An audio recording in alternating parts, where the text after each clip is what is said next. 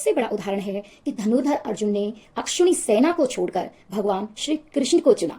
नमस्कार मित्रों, मैं गीता आपके सामने एक बार फिर से भगवत गीता की सीरीज लेकर आ रही हूँ, जिसमें हम आज जानेंगे 8वें अध्याय के बारे में कि हम भगवत गीता के 8वें अध्याय से क्या कुछ सीख सकते हैं और क्या अपने जीवन में उतार सकते हैं। 8वें अध्याय में भगवान अर्जुन को अध्यात्म, अधिभूत, अधिदेव, अधियज्ञ आदि के बारे में बताते हैं। बड़े ही सुंदर तरीके से उसे समझाते हैं। उसे यह भी बताते हैं कि मृत्यु के समय मनुष्य का ध्यान जहाँ रहता है, मृत्यु के बाद उसकी आत्मा वहीं पहुंच जाती है। वह परम गति और संसार से जाने के दो मार्गों के बारे में बताते हैं। अर्जुन भगवान से पूछते हैं, हे केशव, वह ब्रह्मा क्या है, अध्यात्म क्या है, कर्म क्या है, अधिदेव क्या है तथा यज्ञ क्या है। और जिस व्यक्ति ने अपने आप को वश में कर लिया है और वह मृत्यु के बाद यानी परमात्मा को कैसे प्राप्त करेगा। श्री भगवान अर्जुन को यह प्रश्न पूछते सुनकर अर्जुन को समझाते हैं, सुनो पार्थ, ब्रह्मा तो परम सत्य है। ब्रह्मा ही सभी अस्तित्व में विलयमान है, इस सारी सृष्टि का मूल है। वह सबसे उच्चतम परम और अन्य शिव है और हर एक जीव के शरीर में उपस्थित ब्रह्मा को आत्मा कहते हैं। कर्म उस शक्ति का नाम है जिससे सब वस्तुओं। श्री भगवान अर्जुन के यह प्रश्न सुनकर अर्जुन को समझाते हैं, सुनो पार्थ, ब्रह्मा तो परम सत्य है। ब्रह्मा ही सभी अस्तित्व में विराजमान है, इस सारी सृष्टि का मूल है। वह सबसे उच्चतम परम और अनिश्वर है। प्रत्येक जीव के शरीर में स्थित ब्रह्मा को ही आत्मा कहते हैं।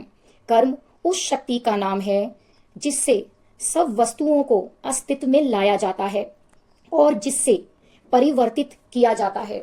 अभिभूत नश्वर भौतिक जगत है, जिससे जगत में सृष्टि की गई सभी वस्तुओं का आदि और अंत होता है। इसका आधार परिवर्तनशील है। अधिदेव जीवों में रहने वाले दैवीय आत्मा है, उसका दैवीय तत्व है जिसका आधार विश्व की आत्मा है। अधियज्ञ शरीर है जिसमें सभी यज्ञ और कर्म किए जाते हैं, जिसका आधार स्वामी स्वयं मैं हूँ। मृत्यु के समय जो व्यक्ति मेरा ही ध्यान करता है, शरीर छोड़ता है, इस संसार से जाता है, वह निश्चित ही निसंदेह मुझे ही प्राप्त होता है। अंतिम समय में मनुष्य जिस जिस भाव का ध्यान करते हुए शरीर को छोड़कर इस दुनिया से जाता है, वह उस भाव के ध्यान से ही सदा मध्य रहने के कारण उसी दिशा को प्राप्त होता है। इसलिए पार्थ, तू सदा मुझे ही याद कर और युद्ध कर। जब तेरा मन और बुद्धि दोनों मेरी ही एकाग्र रहेगी, मुझे ही याद करेगी, तो निसंदेह तुम मुझे ही प्राप्त करोगे। जो व्यक्ति लगातार अभ्यास द्वारा चित्त को मुझ में लगाकर उस परम पुरुष का ध्यान करता है और अपने चित्त को कहीं भटकने नहीं देता, वह अवश्य ही उस दिव्य और सर्वोच्च पुरुष को प्राप्त कर लेता है। जो व्यक्ति उस सब कुछ जानने वाले परमात्मा का ध्यान करता है, वह जो कि सूक्ष्म से सूक्ष्म है और जो सब को धारण करने वाला है, इसके रूप का ध्यान नहीं किया जा सकता, जो अंधकार से परे है और जो सूर्य से तेज देने वाला है, जो मृत्यु के समय मन को भक्ति और योग में स्थित करके अपनी प्राण शक्ति को भावों के बीच अच्छी तरह से स्थायी रूप से स्थिर करके आगे बढ़ता है, वह पुरुष मुझे ही प्राप्त करता है।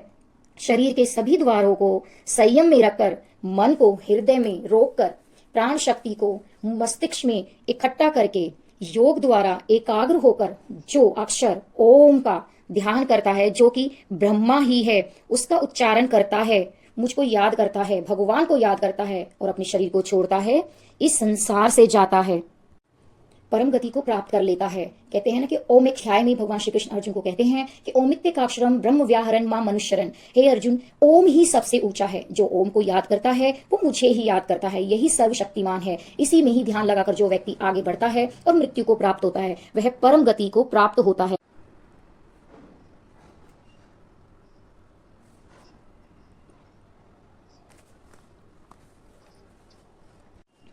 यह अव्यय अक्षर मेरा परम धाम है, जो मेरे इस परम धाम को एक बार पा लेता है वह फिर से संसार से कभी वापस नहीं आता।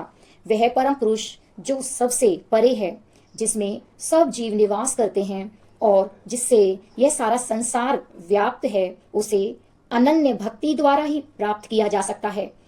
अब मैं तुम्हें वह समय बताता हूँ जिसमें मृत्यु के बाद इस संसार से जाने वाले योगी इस संसार में वापस नहीं आते, और वह समय है, वह समय भी बताता हूँ, और वह समय भी बताता हूँ जिससे संसार में वापस लौट आते हैं। अग्नि प्रकाश दिन, शुक्ल पक्ष और उत्तरायण के 6 महीने, यह दिव्य समय है जिसमें संसार से जाने वाला व्यक्ति ब्रह्मज्ञानी ब्रह्मा तक पहुंच जाते हैं और फिर से वापस नहीं लौटते। धूमा, अंधकार, रात्रि, कृष्ण पक्ष और दक्षिणायन के 6 महीने, वह समय है जिसमें संसार से जाने वाले व्यक्ति चंद्रमा की ज्योति को प्राप्त करके संसार में वापस लौट आते हैं। मृत्यु के बाद संसार में जाने वाले व्यक्ति 2 ही मार्ग बताए हैं, प्रकाश में और अंधकार में। एक से जाने वाला संसार में वापस नहीं लौटता, जबकि दूसरे से जाने वाला संसार में वापस लौट आता है। जो योगी इन दोनों मार्गों को जान लेता है वह फिर कभी ब्रह्म में नहीं पड़ता। इसीलिए पार्थ, तू योग में ही जुटा रहे। यह सब जान लेने के बाद योगी वेदों के अध्ययन, यज्ञ, तप, दान की पुण्य फल से के परे उठ जाता है और सनातन परम पद को प्राप्त कर लेता है। इसी के साथ भगवत गीता 8वां अध्याय खत्म होता है। उम्मीद करती हूँ कि इससे आपको बहुत कुछ सीखने और समझने को मिला होगा। 8वां अध्याय भगवत गीता का सबसे महत्वपूर्ण अध्याय है, जो कि हमें परमात्मा या वैकुंठ धाम तक पहुंचाता है। हमारे चैनल के साथ बने रहिएगा ताकि आपको आगे आने वाली वीडियो समय रहते मिलती रहें। आगे मिलते हैं आपको नवे अध्याय के साथ, जिसमें आपको और बहुत कुछ जानने को मिलेगा। प्लीज़ आप सभी से प्रार्थना है कि चैनल को सब्सक्राइब, लाइक और शेयर ज़रूर कीजिएगा। वीडियो अच्छी लगे तो अपने कमेंट में राधे कृष्ण जरूर लिखिएगा। Thank you.